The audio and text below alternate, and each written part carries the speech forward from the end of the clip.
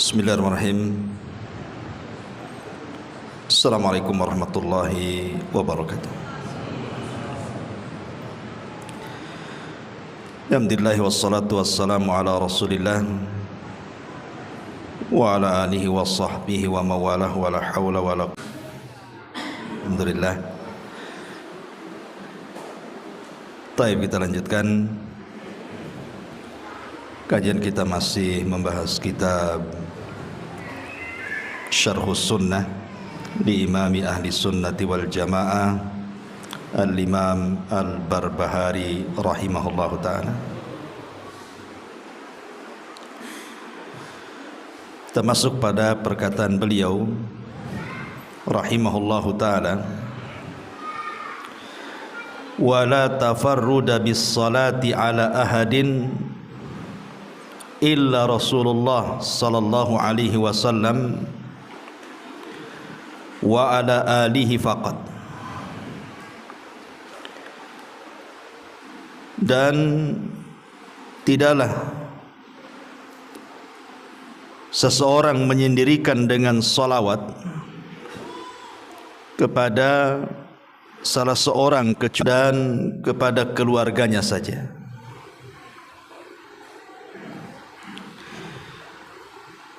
Di sini terjadi silang pendapat di antara para ulama,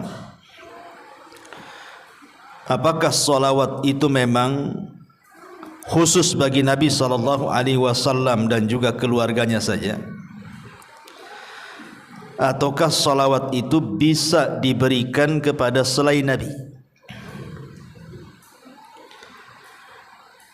Al-Allamah Al-Imam Ibnul Qayyim rahimahullahu ta'ala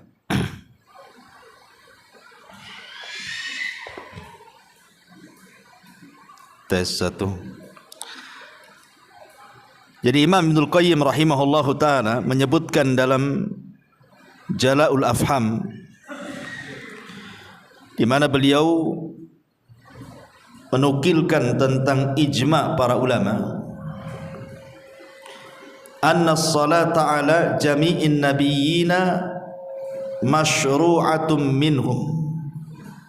Asy-Syaikh Muhyiddin An-Nawawi rahimahullahu ta'ala wa ghairuhu. Ada kesepakatan atau ijma', konsensus ulama, bahwa mengucapkan salawat kepada seluruh para nabi disyariatkan. Di antara yang berpendapat yang mensyariatkan adalah Al-Imam Muhyiddin, atau dikenal dengan Al-Imam An-Nawawi rahimahullahu ta'ala, dan yang lainnya. Tetapi ada riwayat Imam Malik bahwa tidak boleh bersalawat kecuali kepada Nabi saja. Imam Malik mengatakan tidak boleh bersalawat kecuali kepada Nabi saja. Inilah yang dikatakan oleh Imam Barbahari. Akan tetapi sebagian ulama mengatakan, seperti Syekh bin Baz rahimahullah ta'ala mengatakan, tidak mengapa seseorang itu bersalawat kepada selain Nabi, seperti mengatakan Allahumma salli ala ali fulan, Allahumma salli ala abi fulan. Kata beliau, la ba'sa, tidak mengapa, akan tetapi jangan dijadikan syiar. Sekali-kali boleh, tapi jangan dijadikan syiar atau kebiasaan,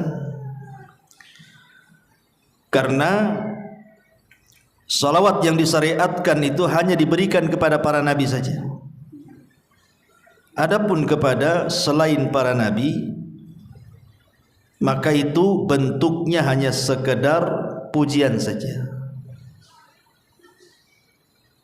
Dari sini terjadi silang pendapat. Cuman kalau melihat pendapat Imam Al-Barbahari di sini, seolah-olah beliau mengatakan tidak boleh bersalawat kecuali kepada Nabi saja dan kepada keluarganya. Tapi sedikit kita akan bicara seputar salawat. Di dalam Al-Quran tepatnya pada surah Al-Ahzab 56. Allah Subhanahu wa taala berfirman, "Innallaha wa malaikatahu yusalluna 'alan nabi ya ayyuhalladzina amanu sallu 'alaihi wa sallimu taslima." Sesungguhnya Allah Subhanahu wa taala dan para malaikatnya mereka bersalawat atas Nabi. Wahai orang-orang yang beriman, bersalawatlah kalian kepada Nabi dan ucapkanlah salam kepadanya. Ketika sebagian para ulama bicara tentang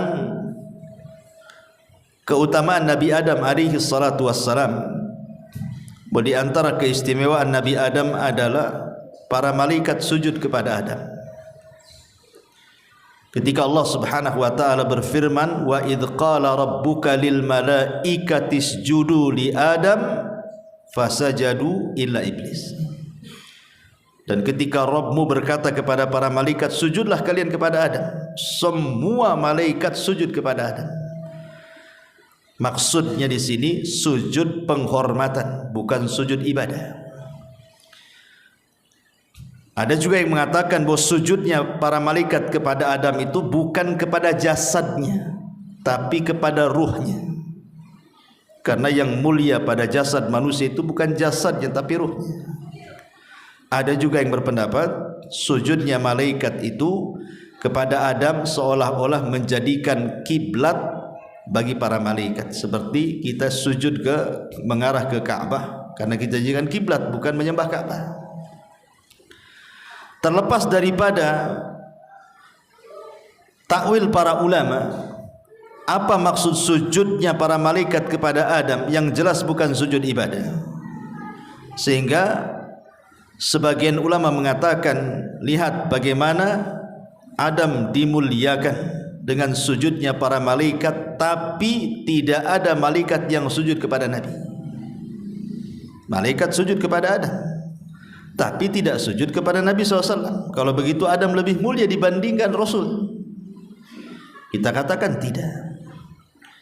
Rasul kita Muhammad SAW jauh lebih mulia dibandingkan Adam. Mana dalilnya? Ini dalilnya. Innallaha wa malaikatahu yusalluna 'alan nabi. Sesungguhnya Allah dan para malaikatnya mereka bersalawat kepada Nabi. Secara bahasa, antum yang belajar bahasa Arab, sujudnya para malaikat kepada Adam itu cuma satu kali. Makanya menggunakan fi'lul madhi. Fi'il madhi, fasajadu, bukan fayasjudu, tapi fasajadu. Artinya sujudnya sudah lampau dan hanya dilakukan satu kali. Tetapi salawatnya Allah kepada para malaikat dan juga para malaikatnya kepada Nabi SAW adalah senantiasa terus menerus. Makanya menggunakan fi'lul mudhari, yusalluna, shalla yusalli, menggunakan fi'il mudhari. Dan fi'il mudhari itu diantara faedahnya adalah al-istimrar, terus menerus. Jadi bukan sekali saja bersalawat, tapi terus menerus bersalawat. Dan salawat lebih afdal, lebih mulia dibandingkan sujud. Ma'asyiral muslimin yang dimuliakan Allah Azza wa Jalla. Lalu apa yang dimaksud salawatnya Allah kepada Rasul dan salawatnya malaikat kepada Rasulullah sallallahu alaihi wasallam? Adapun salawatnya Allah kepada Nabi sallallahu alaihi wasallam maksudnya pujian Allah kepada Rasul fi mala'il a'la, di atas makhluk-makhluknya yang ada di langit sana, di hadapan para malaikat. Allah memuji Nabi sallallahu alaihi wasallam. Adapun salawatnya para malaikat kepada Nabi sallallahu alaihi wasallam adalah ad-du'a bil barakah. Para malaikat mendoakan Rasul dengan keberkahan dan juga istighfar, memintakan ampun akan dosa-dosanya. Ma'asyiral muslimin yang dimuliakan Allah Azza wa Jalla, kita bahas sedikit tentang faedah salawat. Yang pertama di antara faedah salawat atau keutamaan salawat adalah kalau antum bersalawat mengucapkan Allahumma salli ala Muhammad, maka kata ulama annaha imtithalun li amrillahi azza wa jalla. Ketika kita bersalawat itu hakikatnya kita sedang menunaikan tugas kita karena menjalankan perintah Allah azza wa jalla. Sama ketika antum sholat tadi. Kenapa antum sholat? Ya karena menjalankan perintah. Kemudian antum puasa Ramadan. Kenapa antum puasa Ramadan? Ya karena menjalankan perintah. Sama juga dengan sholawat. Jadi ketika kita bersalawat itu hakikatnya kita sedang menjalankan perintah Allah, dan itu semulia-mulia perbuatan ketika seseorang itu melaksanakan perintah. Dan itu diisyaratkan di dalam surah Al-Ahzab yang tadi saya baca, di mana Allah mengatakan ya ayyuhalladzina amanu sallu. Ini fi'lul amr. Wahai orang-orang yang beriman, bersolawatlah kalian.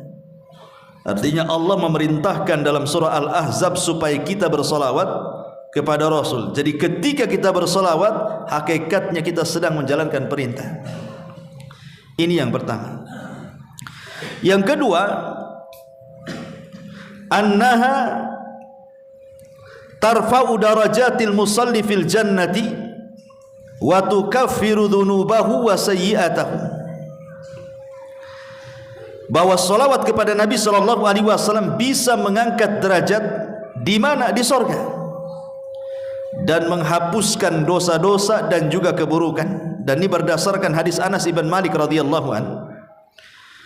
Nabi SAW bersabda, man shalla alayya salatan wahidatan sallallahu alaihi ashra salawatin wa khuttat anhu ashru khati'atin wa rufi'at lahu ashru darajatin.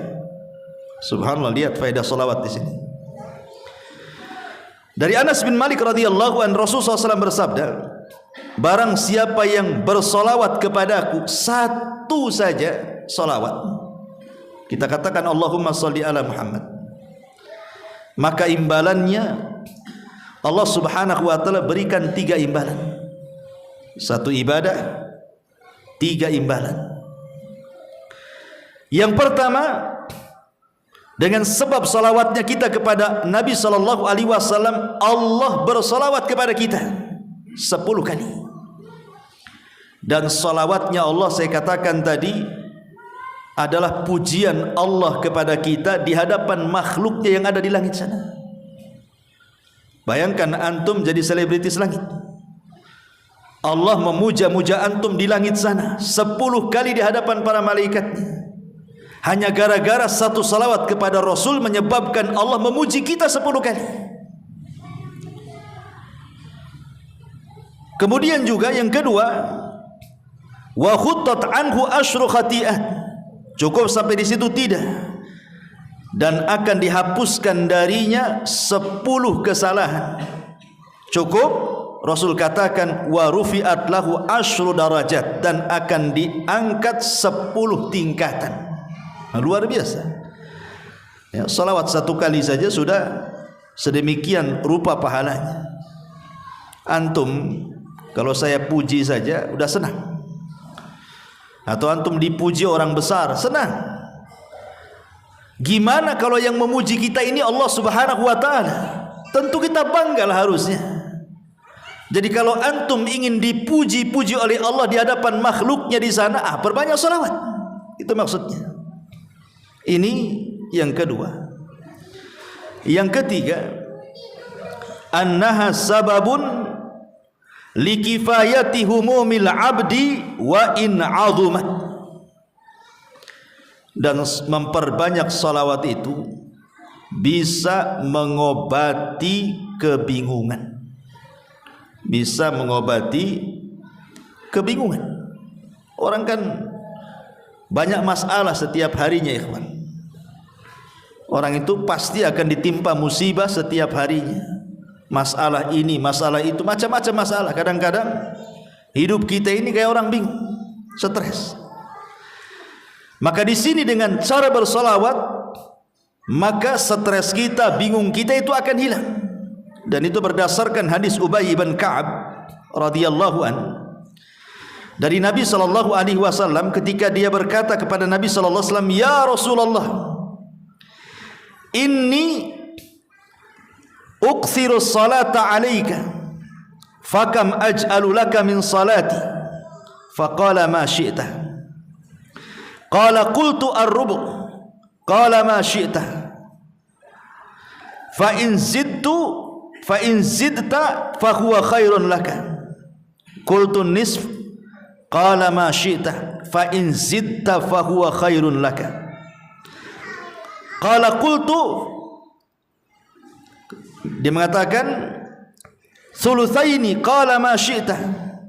Fa in zidta fa huwa khairun laka. Qultu aj'alu laka salati kulliha.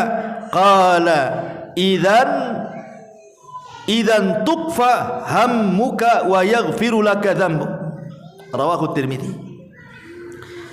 Jadi Ubay radhiyallahu an, Ubay ini seorang sahabat yang dipuji oleh Nabi sallallahu alaihi wasallam dan direkomendasikan diambil Qur'annya. Ubay bin Ka'ab ini seorang sahabat dari 4 sahabat yang direkomendasikan Rasul ambillah Al-Quran dari 4 orang. Salah satunya Ubay bin Ka'ab. Bahkan namanya pernah disebut oleh Allah subhanahu wa ta'ala ketika kita membahas tentang asbab nuzul surah Al-Bayyinah. Nabi memanggil Ubay bin Ka'ab dan mengatakan, "Ya Ubay, Allah menyebut namamu dan Allah memerintahkan aku untuk membacakan surah Al-Bayyinah." Ubay enggak percaya dan mengatakan, "As-sammanillah, namaku disebut-sebut Allah wahai Rasul." Kata Rasul, "Ya," fabaka. Ubay pun menangis. Enggak nyangka nama dia disebut-sebut Allah. Abu Bakar aja enggak disebut, Umar enggak disebut, dia pula disebut. Ya. Jadi Ubay bin Ka'ab ini radhiyallahu an berkata, "Wahai Rasulullah, aku sering membawa salawat untuk dirimu. Lalu seberapa banyak aku bersalawat untuk dirimu?" Rasul sallallahu alaihi wasallam menjawab, "Terserah engkau." Maka Ubay mengatakan, "Bagaimana kalau 1/4?" Rasul mengatakan, "Terserah, jika kau tambah itu lebih baik." Kemudian kata Ubay, "Bagaimana kalau 1/2?" Kata Rasul, "Terserah, jika kau tambah itu lebih baik." Kata Ubay, "Bagaimana kalau 1/3?" Kata Rasul, "Terserah, jika kau tambah itu lebih baik."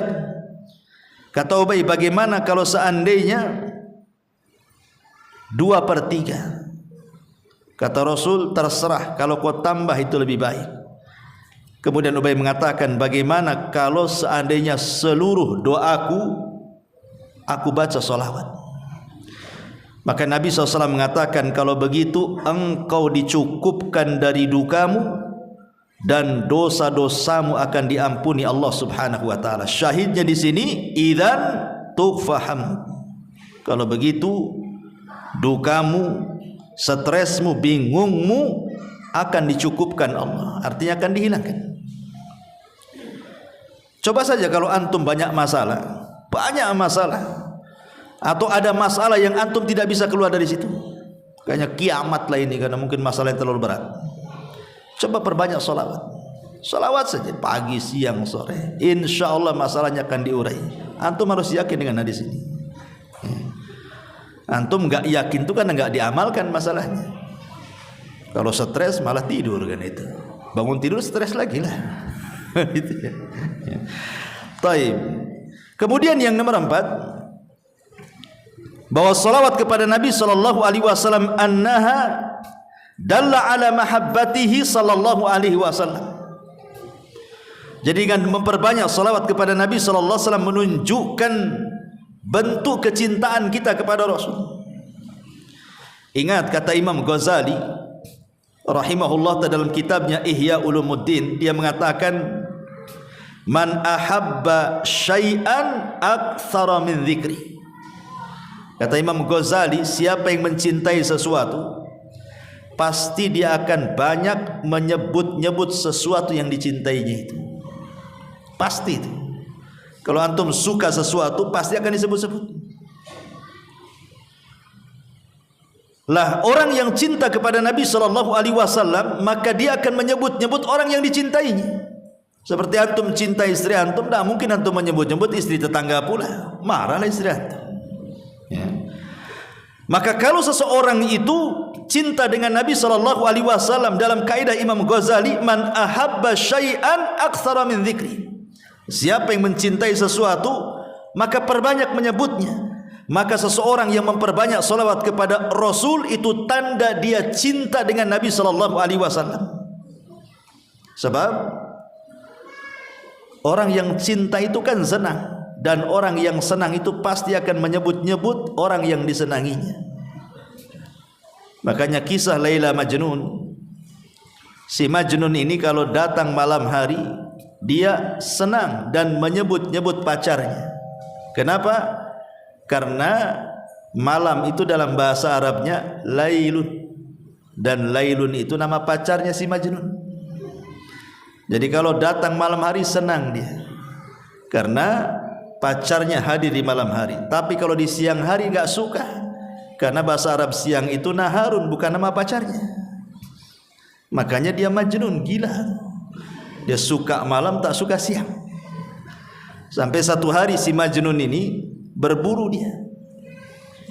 Dari kejauhan adalah kijang atau menjangan gitu ya, dikejar sama dia, dipanah, tepatlah kena kakinya, jatuhlah kijang itu.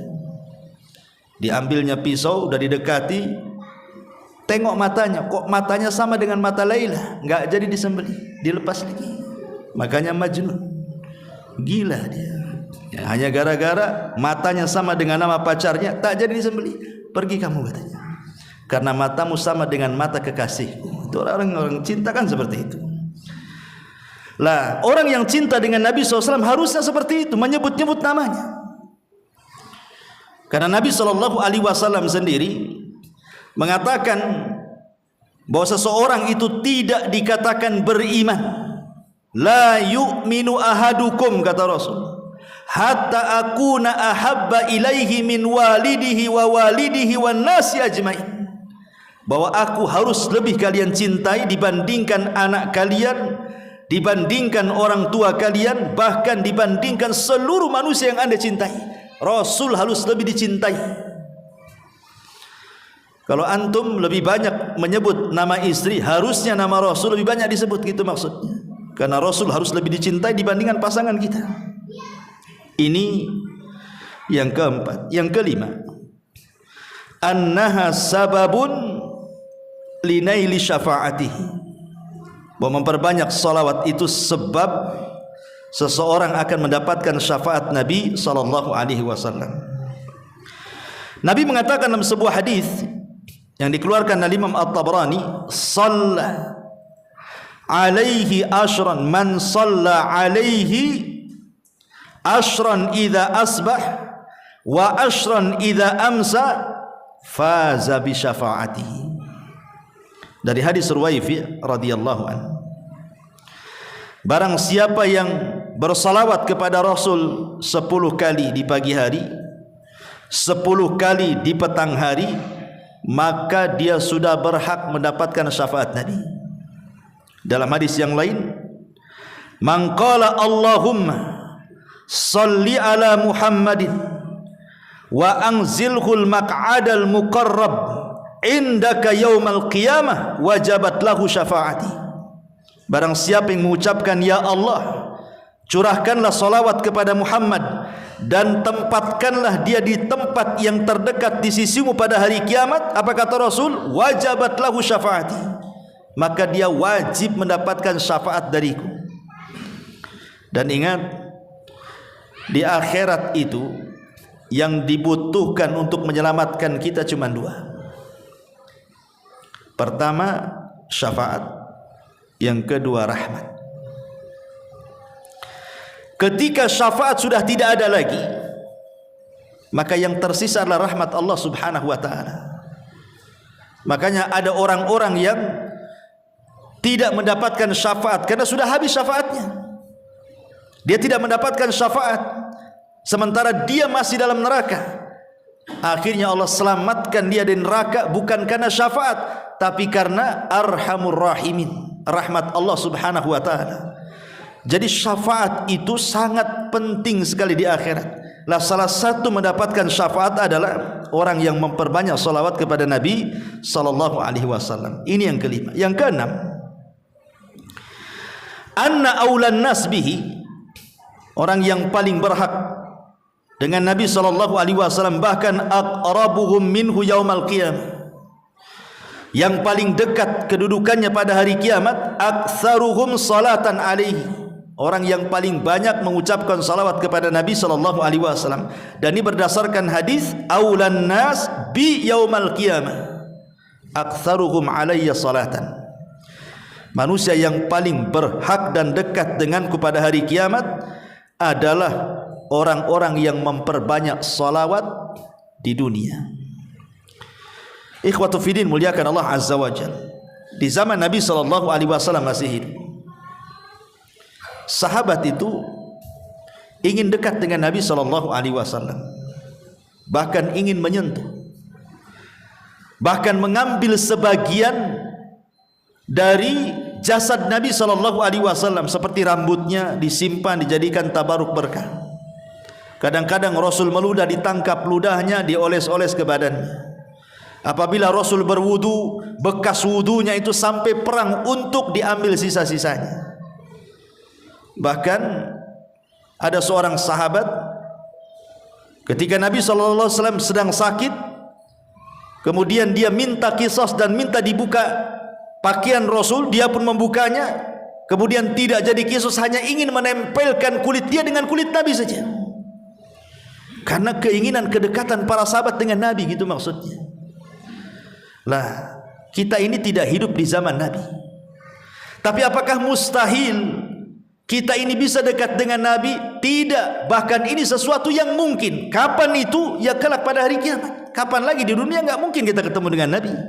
Satu-satunya tempat berjumpa kita dengan Nabi adalah kelak pada hari kiamat. Lah, supaya kita lebih dekat dengan Nabi sallallahu alaihi wasallam, dalam hadis ini aulan nas bi yaumal qiyamah aktsaruhum salatan. Orang yang paling dekat dengan Nabi adalah orang yang paling banyak salawatnya kepada Nabi sallallahu alaihi wasallam. Ini yang nomor 5. Nomor 6, inna salatal abdi wa salamahu tu'radu ala nabihi fi qabri. Sesungguhnya salawatnya seorang hamba dan ucapan selamat itu akan ditampakkan kepada Nabi dalam kuburannya. Jadi kalau saya mengucapkan Allahumma salli ala Muhammad, maka ada malaikat yang membawa salawat saya, kemudian dibawa ke kuburan Nabi. Kemudian malaikat ini menyampaikan, ya Rasulullah, Abu Humairah bersalawat kepadamu. Maka Nabi SAW akan membalas 10 kali lipat salawat saya. Dan sekali lagi saya katakan, salawat itu artinya ad-du'a bil barakah, mendoakan keberkahan. Jadi kalau kita mendoakan keberkahan kepada Rasul 1 kali, maka Rasul akan mendoakan keberkahan kepada kita 10 kali. Coba bayangkan, antum didoakan Nabi loh, Nabi yang mendoakan kita. Makanya ada anak kecil Rabi'ah al-Aslami radhiyallahu anhu, belum balik di zaman Nabi. Rabi'ah al-Aslami ini, dia suka membantu Nabi.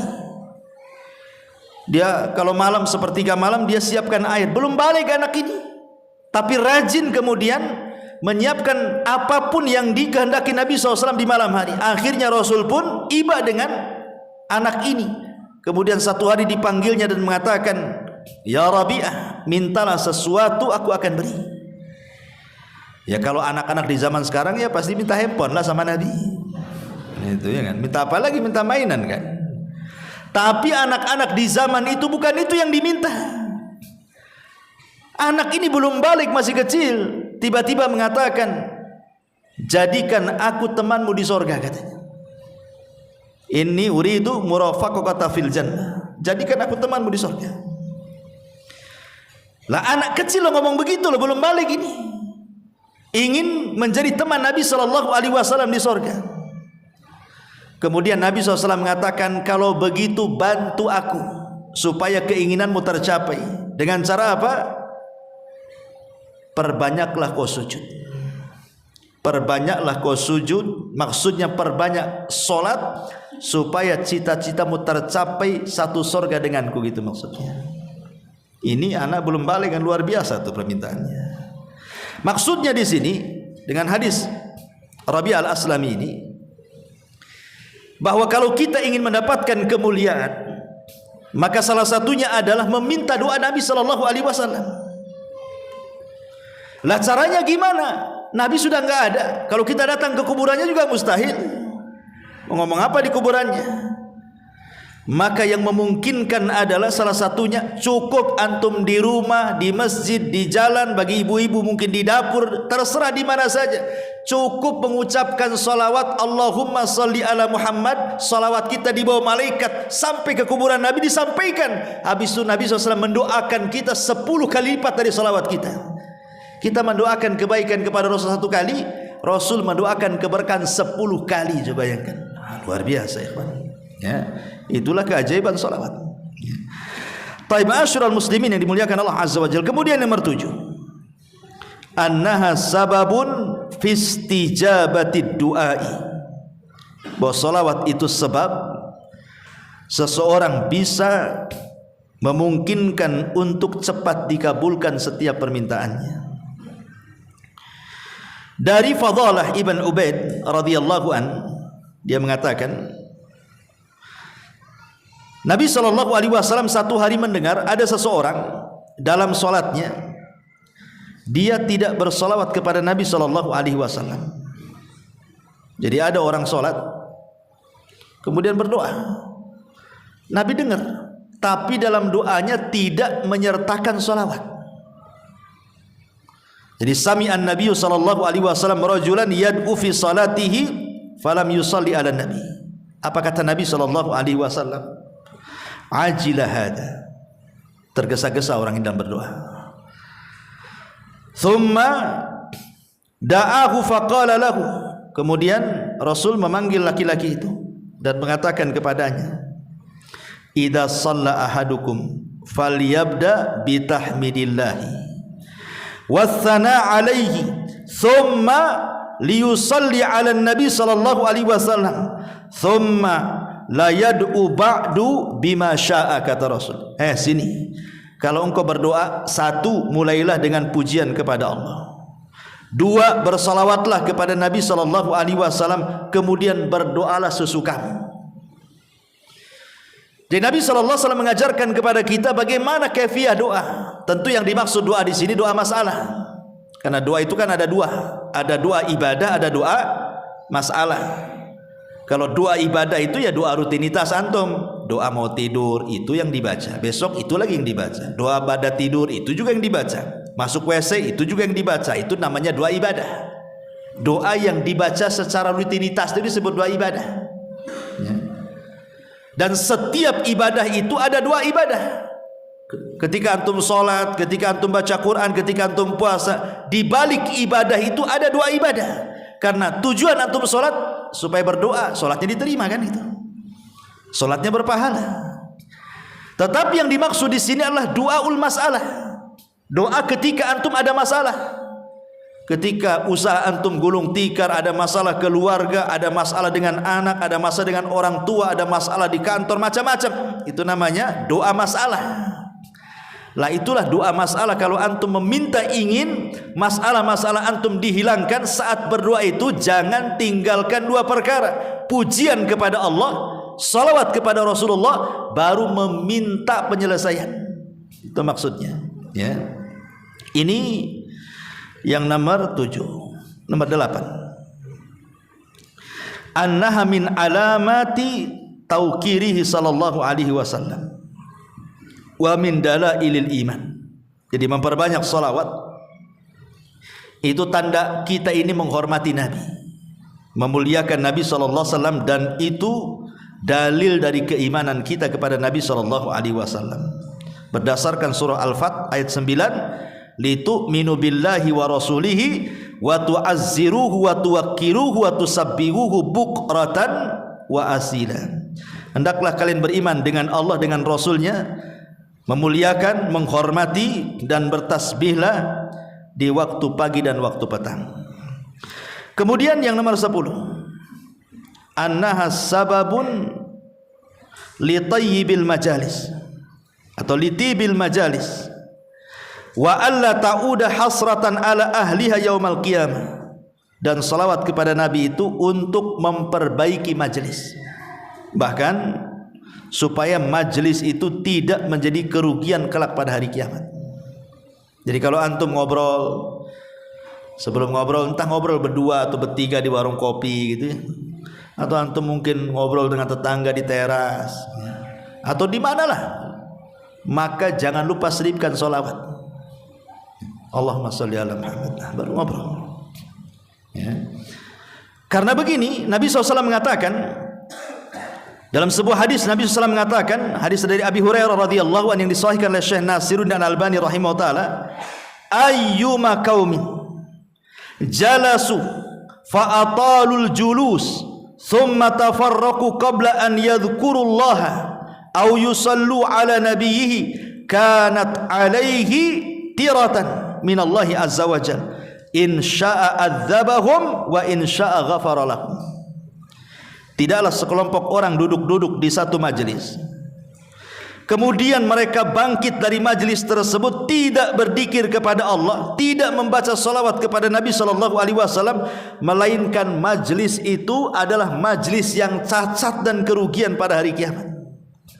Kalau Allah mau, Allah akan azab gara-gara majelis itu, dan kalau Allah mau, Allah ampuni gara-gara majelis itu.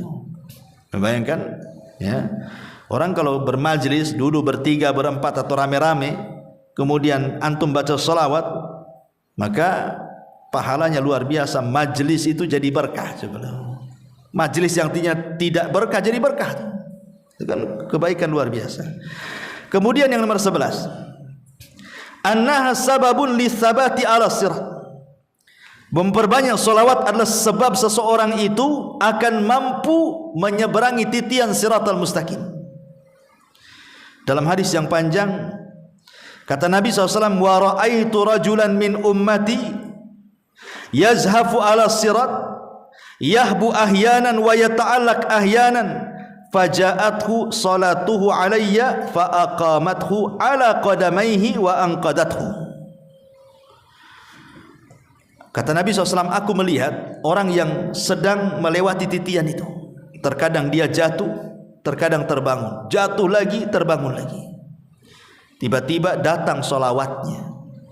Ketika di dunia banyak bersolawat, nanti solawat itu akan datang pada hari kiamat dan akan berdirikan kita. Ketika jatuh, dia yang akan memapah kita dan akan menyelamatkan kita dari titian siratal mustaqim. Fa anqadathu, salawat itu akan menyelamatkan kita dan akan melalukan kita dari titian siratal mustaqim. Subhanallah, luar biasa. Ingat, 3 tempat orang itu tidak akan bicara pada hari kiamat. Kenapa? Karena orang itu sibuk masing-masing, tidak mungkin ingat orang lain. Kata Aisyah radhiyallahu anha, ketika Nabi SAW berada di pangkuan pahanya, kemudian tertidur, Aisyah menatap wajah Nabi. Ketika ditatapnya, tiba-tiba Aisyah menangis. Tetesan air matanya menetes persis di pipi Nabi. Sontak Nabi bangun, duduk, ditatapnya Aisyah. Kemudian mengatakan, ya Aisyah, lima tabki wa lima dumu. Kenapa kau menangis dan apa itu air mata yang kau lelehkan dari pipimu?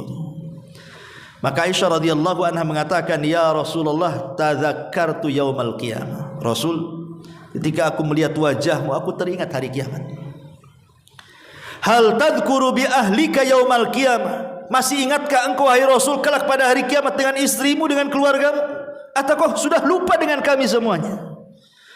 Maka Nabi SAW mengatakan, amma fi thalathati mawatin fala yadhkuru ahadun ahada. Adapun di 3 tempat orang tidak mungkin ingat siapapun. Kemudian Nabi SAW mengatakan, 1 di tempat penyeberangan titian. siratal mustaqim, orang tidak akan ingat siapapun. Yang diingatnya bagaimana caranya dia bisa nyebrang dari situ. Yang kedua, inda tatayyur suhuf, ketika lembaran diterbangkan, orang tidak akan ingat siapapun sampai dia mampu mengambil catatannya dengan tangan kanannya dan tidak dengan tangan kirinya. Kemudian yang ketiga, indal mawazin, saat di tempat penimbangan amal, orang tidak akan ingat siapapun sampai betul-betul kebaikannya lebih berat dibandingkan keburukannya. Artinya bahwa ketika seseorang tidak ingat apapun saat menyeberang titian siratal mustaqim, berarti kondisi menyeberang itu sangat menakutkan karena fokus dia, nggak ingat siapapun. Makanya Nabi SAW ketika menyeberang titian itu, beliau berdiri di ujung titian. Setiap ada umatnya yang lewat, dia mengatakan, Rabbi salim salim, ya Rabb selamatkan dia, selamatkan dia. Karena hari itu tidak ada yang bicara kecuali Nabi. Nah, salah satu yang bisa menetapkan perjalanan kita di titian itu adalah dengan memperbanyak salawat kepada Nabi SAW. Kemudian yang nomor 12, annallaha yukhrijul musalli ala nabihi minadh dhulumati ilan nur, bahwa dengan memperbanyak salawat kepada Nabi sama dengan Anda dikeluarkan dari kegelapan menuju cahaya. Dan itu berdasarkan firman Allah Azza wa Jalla, huwallazi yusalli alaikum wa malaikatahu liyukhrijakum minadh dhulumati ilan nur. Dialah yang bersalawat kepada kalian dan para malaikatnya untuk mengeluarkan kalian dari kegelapan menuju cahaya. Maksudnya dari kesesatan kepada petunjuk, ya, dari tidak tahu menau, kejahilan kepada ilmu. Jadi memperbanyak salawat itu mencerdaskan, ya. Kemudian juga yang nomor 13, annaha sababun li ibqa'i dzikril hasanil abdi, bahwa dengan bersalawat itu menyebabkan tetapnya penyebutan kebaikan kepada seorang hamba. Dan tadi saya sudah sebutkan, orang yang banyak bersalawat, Allah akan sebutkan kita di hadapan para malaikatnya dengan kebaikan. Dan itu kebanggaan bagi kita, Allah memuji kita loh di hadapan para malaikat, ya. Kemudian yang nomor 14, annaha sababun lidawami mahabbatihi wa ziyadatiha, bahwa salawat itu untuk mendawamkan kecintaan kita kepada Rasul dan juga menambah kecintaan kita kepada Nabi SAW, termasuk juga sebab seseorang itu tidak dianggap bakhil. Mungkin dalam benak kita ketika bicara soal bakhil, pasti konotasinya orang itu kalau kita mau pinjam uang tak kasih, bakhil dia gitu. Pinjam modal tak kasih, bakhil itu. Itu kaya tapi tak pernah kasih orang. Itu mungkin konotasi kalau kita bicara soal bakhil.